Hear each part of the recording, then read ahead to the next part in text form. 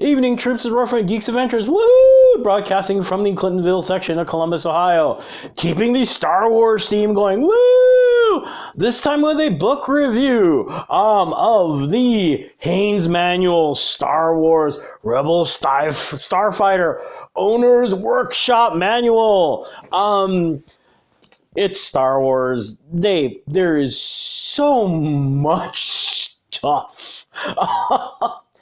Action figures, calendars, the overflowing.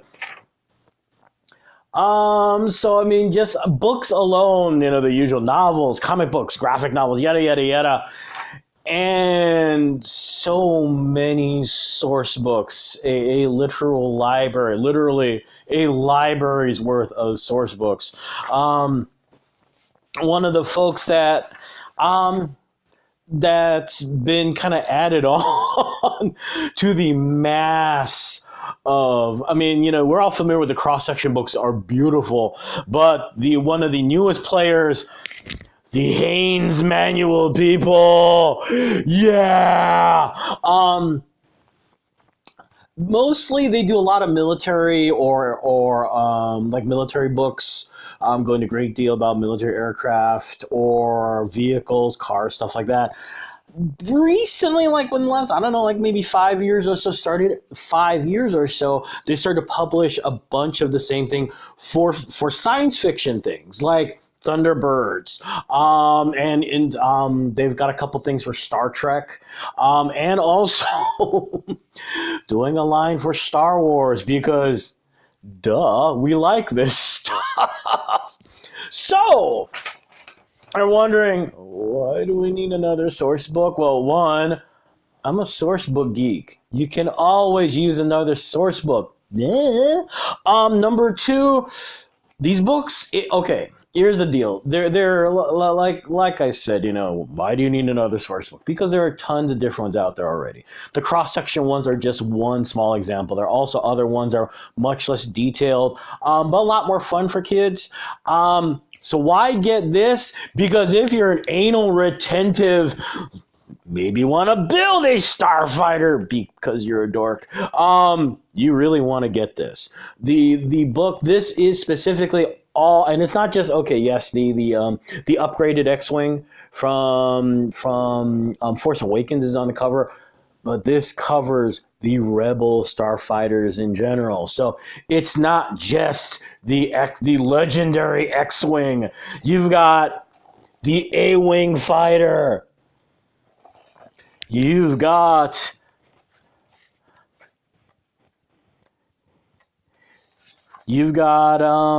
stuff like the U-Wing fighter from Rogue One.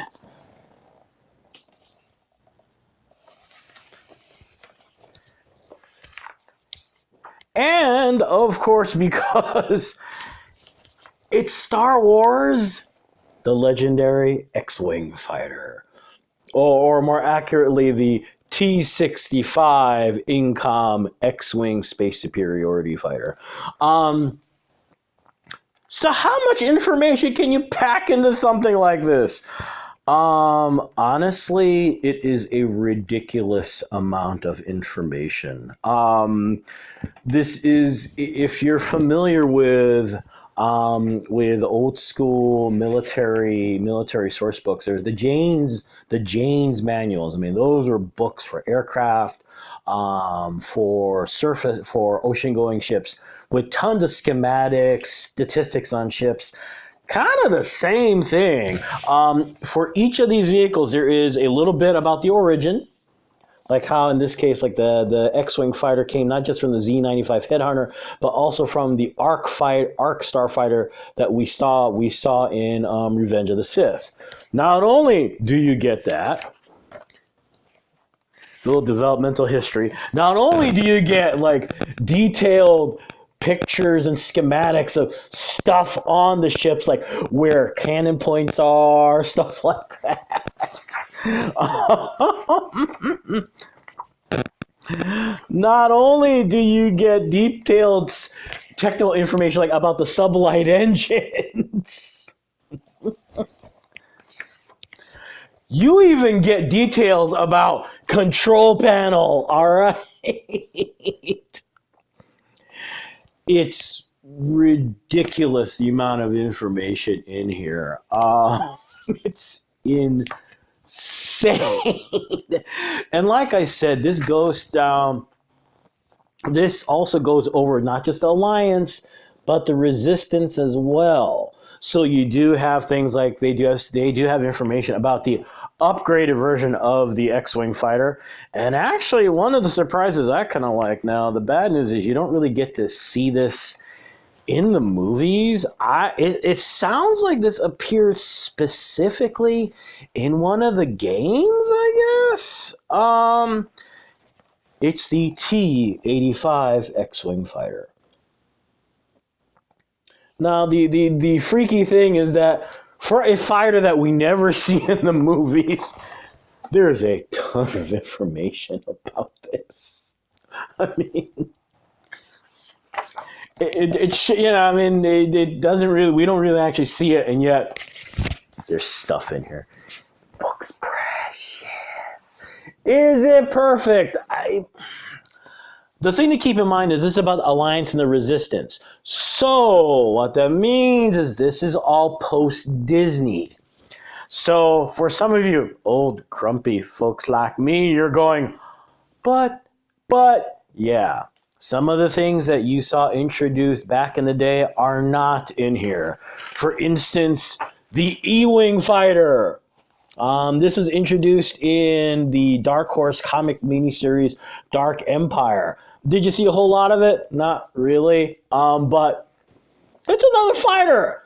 And it stayed within the entire idea of what other letters in the alphabet can we use?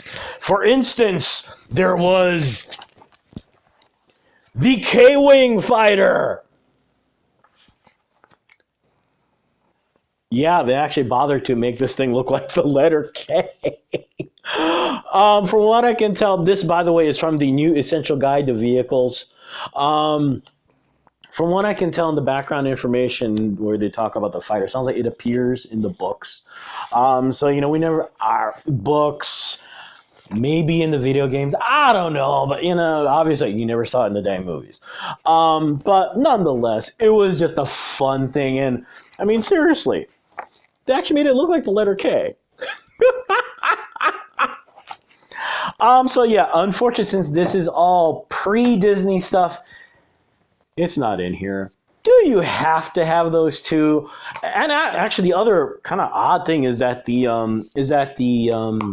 Snowspeeder from Empire Strikes Back is not in here, which is really kind of weird because all the other fighter craft that did show up in the films is in here. So it's kind of like, why'd you leave it out? Go figure. Anyway. So yeah. So overall, what's the word? Okay, do you need this? No. Like I said, there are a ton. This is the umpteenth source book that's out there, okay? So if you've got one that meets the needs of your Star Trek fan, you're good to go. This is like really for diehards like me that love reading the statistics, love reading the history about these things, where these things came from. As a matter of fact, one of the fun things that is in the book is it reminds me of the film Rogue One. Where did the stealing the plans for the Death Star, blah blah blah, come from? The story about where the X-Wing fighter came from is actually kind of a fun piece of Star Wars lore. They went into a lot more detail in pre-Disney West End Games. They created the role-playing game for Lucasfilms. They had this long, complicated story about the Incom was developing the fighter. A lot of the Empire they wanted something cheaper and yada yada yada. Alliance went, would you sell it to us? And unfortunately, kind of the same idea of it being a giant heist story, yada yada yada. But it was really kind of fun.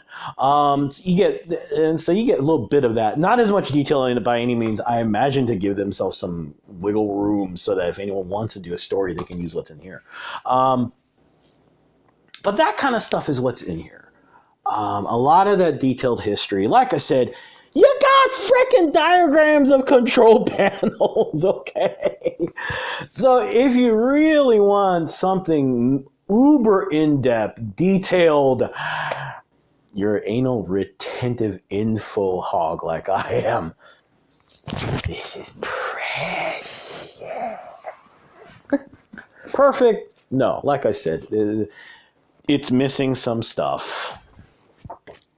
So unfortunately, actually, the unfortunate thing is you cannot use this to replace this. You still, I mean, you could, but you get the idea, okay? But overall, it's a lot of fun. It is a lot of fun. So there you go. One more thing to pick up. Keep your eyes open at your local comic book shop, big box store, or favorite e-tailer. So there you go. Hey, y'all have a good rest of the weekend. May the force be with you. May the odds be in your favor. And as always, be good to each other, okay, peeps? Y'all take care. Peace. Bye.